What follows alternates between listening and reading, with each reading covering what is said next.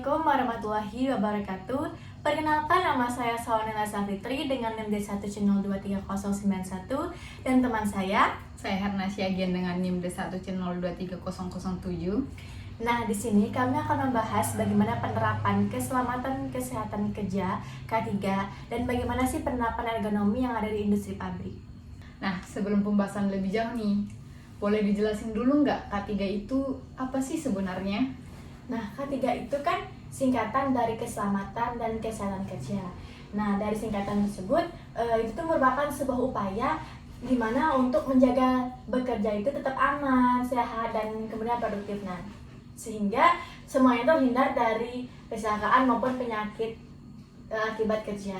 Nah, jadi itu tuh bukan cuma aturan, tapi juga budaya yang harus diterapkan setiap hari di industri pabrik.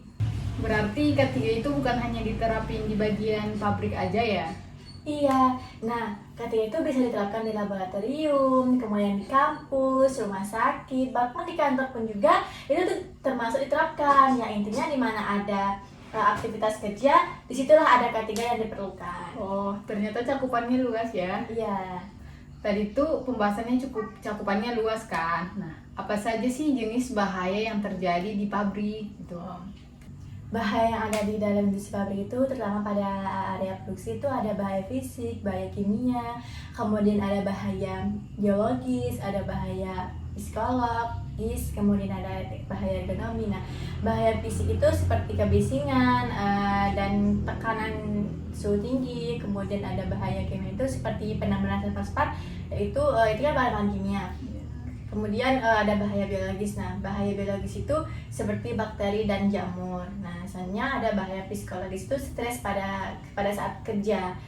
Kemudian ada bahaya ergonomi. Nah, bahaya ergonomi itu seperti posisi yang salah, seperti ya duduk yang salah gitu. Nah, kalau ada orang yang menganggap APD itu ribet, menurut Salwa itu bagaimana cara mengatasinya?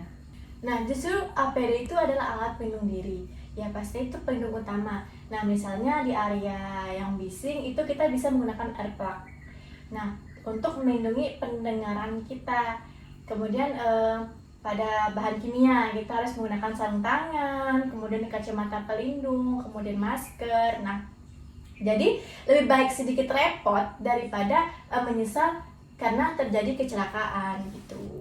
Ini nih, banyak orang sering mendengar istilah ergonomi. Nah, ergonomi itu banyak orang tahu, tapi maknanya itu mereka nggak tahu pengertiannya apa aja. Boleh dijelasin Salwa nggak apa itu artinya ergonomi?